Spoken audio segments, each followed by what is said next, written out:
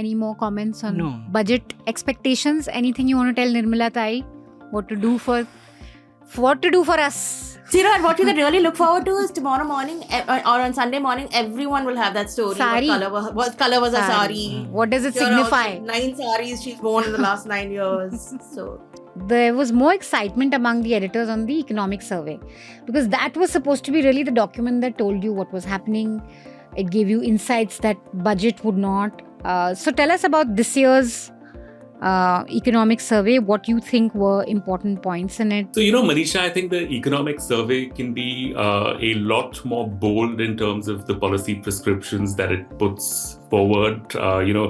None of what it says is actually binding, and so the economic survey can actually be a lot more sort of honest about the state of the economy and so on and so forth. So in that sense, yes, it is definitely a more interesting document than the budget. But I was always told that you need to take an interest in the budget because it's a sort of life-changing document. But also, I think what you said is that more and more the rhetoric around it has become greater than sort of overshadows the document itself. I mean, the budget cannot be expected to solve very immediate, very grassroots sort of problems, and yet people really hope that it does. But the one thing about that internship program, which I remember was a big headline moment, I think it was Scroll, I think it was Joanna Diksha who did a very good story for Scroll where she sort of did an audit of how that internship program is going, and I'm misremembering details because I don't have it with me, but I think she said that one, enrollment in it was incredibly poor. They were hoping for 1.5 lakh enrollments. They only got some 25 or 30,000. Also, training was terrible. Also, they were targeting a section of the population that is desperate for jobs, but were only getting basic internships that were not going to convert into jobs. Number one, it essentially says that India's medium-term sort of growth outlook has actually improved from about 6.5% levels to 7% levels. And it says, this is on the back of productivity growth, on the back of sort of liberalization reforms that the government has undertaken, pushing manufacturing through production-linked incentives and so on.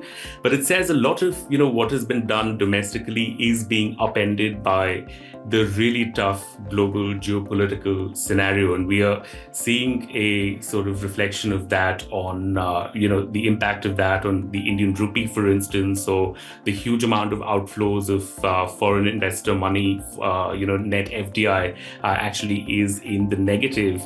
You've also thought very deeply on what regulations in a university, in an educational place should look like. So it's not as simple as just placing a criminal law and putting it there. You are dealing with students, you are dealing with an environment that you want to be relatively free, etc., etc. Lots of complications in it. So I want you to come into this with your views, of course, on UGC, but also the complexity of taking a criminal law and giving it a civil shape for our universities and colleges and campuses. I think this is one time where we can actually sit back and watch the spectacle and enjoy the dragon biting off its own tail. Okay, as you have seen, I mean, what do you call them? Trads and raitas are at each other's throats right now, and that's very exciting to watch. And, most often what do you have? You have a bunch of progressives who can't agree on decimal points in ideology. That is the progressive space for you. But for once, as a change, this one thing has set the cat among the pigeons. They look like pigeons now, and the anti-caste law looks like the cat. Broadly, I don't know what the right-wing Hawa was about, because as the name suggests, Equity Commission, it was pretty much saying that, look, we are going to tackle all sorts of discrimination on campuses. But when it comes to caste discrimination, these are the 3 people who can come with their grievances, which is based on historical understanding of what the disadvantages castes are. And because of the tone of how, I think it was just not clear in what it was trying to do, and which is why I guess the Supreme Court, it was written to be, I think, disregarded.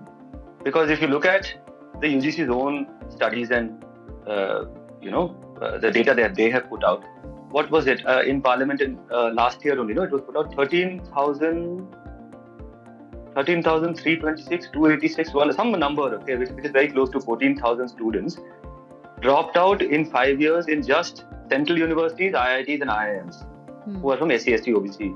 We have these overwhelming statistics to show that there is a particular vulnerable group which is different from all other vulnerable groups. Nobody is contesting the vulnerability of let's say, even an EWS person,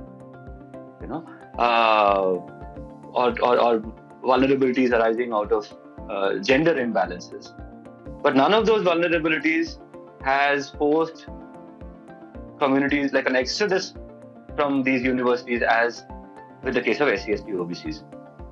Despite the fact that SC, ST and OBC are three completely different categories with completely different social experiences that we can come to later. But nevertheless, this is a uniquely historically discriminated group of people, which the UGC somehow has, in what wisdom it has watered it down, I don't understand. The Rohit Act is very different from that. If you look at what's happening in Karnataka. Welcome to Chhota Hafta. Now, Chhota Hafta is but a small, chhota version of a complete weekly podcast, Newslaundry Hafta.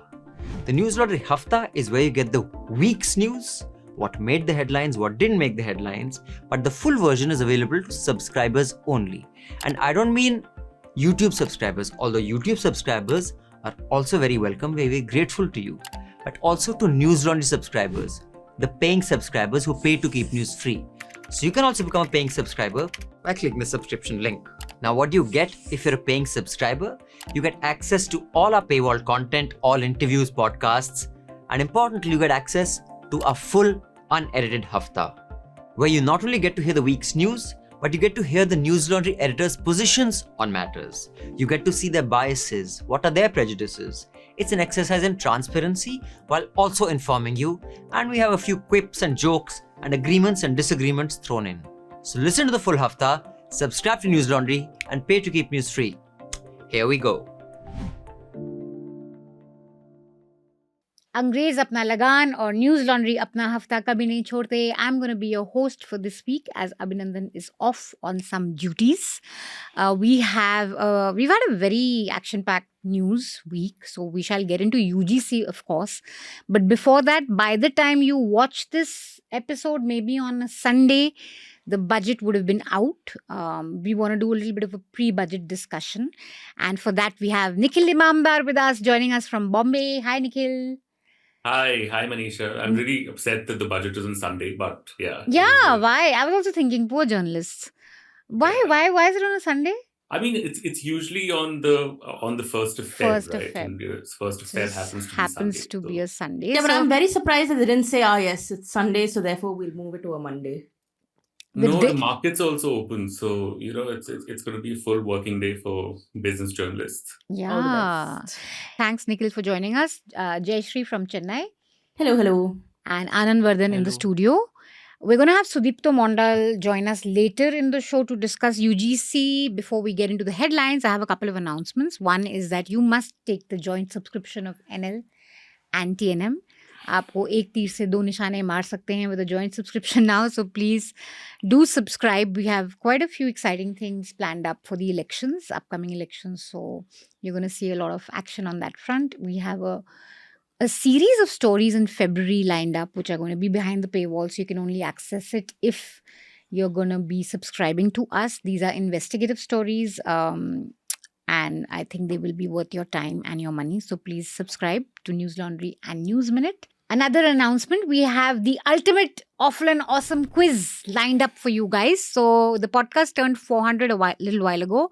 And we had a lovely subscriber, Prakriti Rathore, who made some really cute illustrations of Abhinandan and Rajyashree, and they were so amazing. And we are so narcissist that we decided to turn them into stickers. She turned them into stickers. She sent them to us as stickers. So She already took care of- sent. She took care of our so narcissism. They Okay. are incredible stickers and very cute. And if you've watched Awful and Awesome for long enough, which hopefully you have, you will recognize many moments from the podcast reflected in her illustrations. Yeah, I saw the illustrations on Instagram because I think she tagged them and they were really cute. So you can win these stickers if you take our awful and awesome quiz, which is for our subscribers only, right, Jayashree? It's for subscribers only. You'll find it on the Newslaundry website. You'll also find it on our socials. So basically, if you claim to be an Awful and Awesome super fan, we're asking you to prove it. So easy questions. Answer a bunch. If you have the if you have the most number of correct answers, you can win not only the stickers, but also NL merchandise and also a chance to be on the Awful and Awesome with Oh, wow. Rajyashree and Abhinandan. So that is a prize worth That's- fighting for, guys. I It think. is. So take the quiz. We'll leave the link in the show notes too. So if you just want to take it as soon as you watch this podcast, you can. Otherwise, you'll find it on our website, and it's for our subscribers only. So one more reason to subscribe to Newslaundry. You get to take amazing quizzes and win amazing prizes and also be part of our podcasts. With that, let's get the headlines for the week, Jayashree. India's real GDP is projected to grow between 6.8 and 7.2% in the 2026-27 financial year. This is according to the government's economic survey. We will have many questions for Nikhil on this, and he Yes. can hopefully help us understand it better. That's very accurate to what I remember the mood being in newsrooms back when I was in a business daily, that the economic survey was really telling you what's happening. It was harsh. Has that tone continued, or has it become more of an optimistic Sabchanga-si kind of a document under this government? And India has to be really mindful. It actually says that the probability of a financial crisis worse than 2008 are at about 10 to 20%, and which is why India will have to sort of double down on things such as skilling and other reforms. But besides all of this sort of macroeconomic stuff, there's a really interesting chapter on cities and urbanization. And, this is my sort of bugbear, because one thing that's not happened in India is we've seen this sort of world-beating economic growth, but there's not been an urban renewal. Our cities are still absolutely terrible, potholed, sort of trash lined, the air is unbreathable. And I actually wrote a piece about this for the BBC on why this is the case. And it's got to do with the fact that, the local bodies are not empowered. There's not enough fiscal autonomy, despite the fact that there was a constitutional amendment in the mid-90s. So the economic survey actually bats for some of that sort of stuff to sort of come into effect to make our cities more livable. Because, if you look at China, for instance, accompanying big economic growth, or Singapore, was a renewal or a revival of their cityscapes.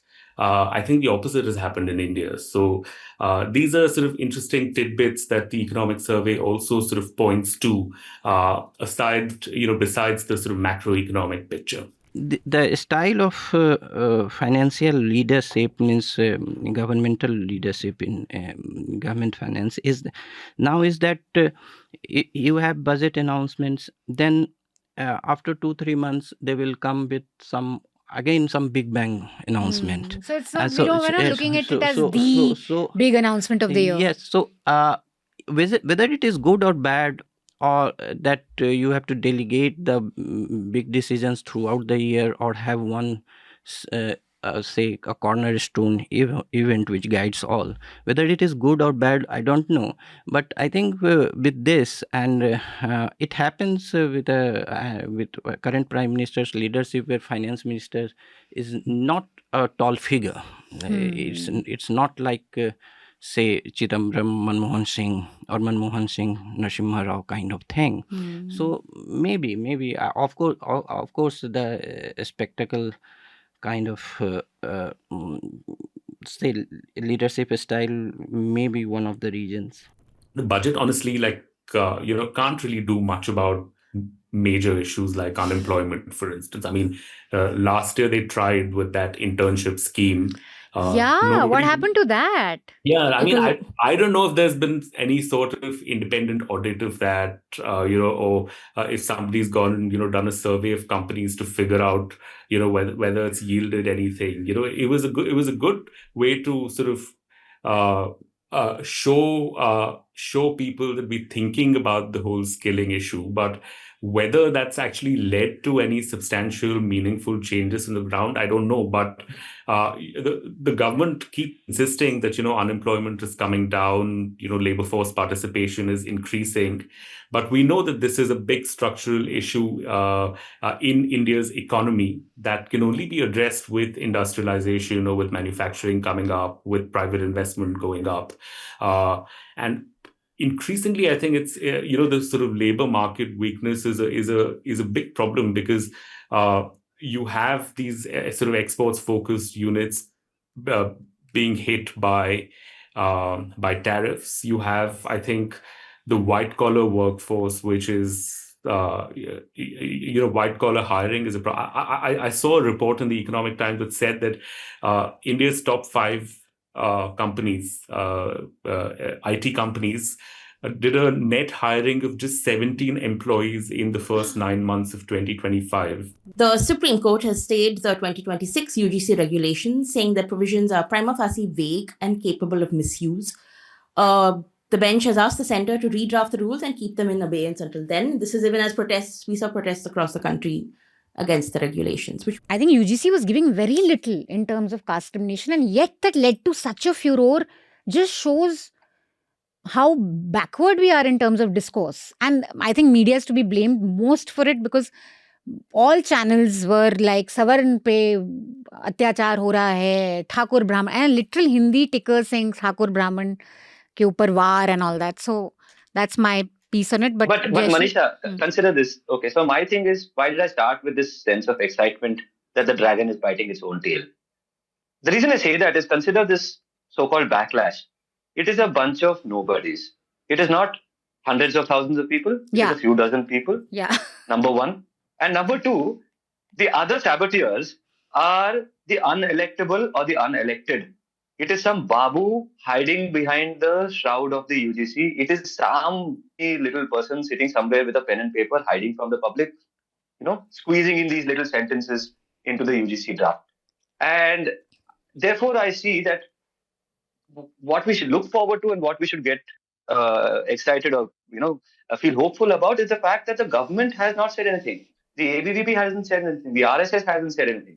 The Rohit Act seeks to do the same thing, but it's going to be, it's for Karnataka especially, and it seeks to end caste discrimination on campuses. Just give us a key difference between what the UGC regulation is and what the Rohit Act says in terms of why Rohit Act is better. Well, the most important thing about the Rohit Act, which the Karnataka government might table in probably a week, 10 days, that's what they are the signs, is that it is an extension of the SC/ST Atrocities Act. It is not a derivative of the UGC regulations, whether the present ones or the 2012 guidelines. It is a completely new piece of legislation, which is a reinterpretation of the SC/ST Atrocities Act in a civil framework. The Atrocities Act, as you know, is a law that has, it is a criminal law which can lead to jail terms. The Rohit Act is not that. It is a civil, which means... बस मुफ्त में इतना ही मिलेगा. For the full uncut podcast, subscribe to Newslaundry and pay to keep news free. The best way to listen to the Hafta and indeed all our podcasts is through the Newslaundry app. You can download the app by clicking on the links given in the show notes. So do download our app and get the best podcast experience. And also pay for news and support a new news media ecosystem that Newslaundry is trying to encourage, where we are accountable to you because we run on contributions that you make. We don't take government ads, we don't take corporations ads, so that news serves the public, because when the public pays, the public is served. Subscribe to Newslaundry, click on the link in the show notes below and proudly say, I pay to keep news free.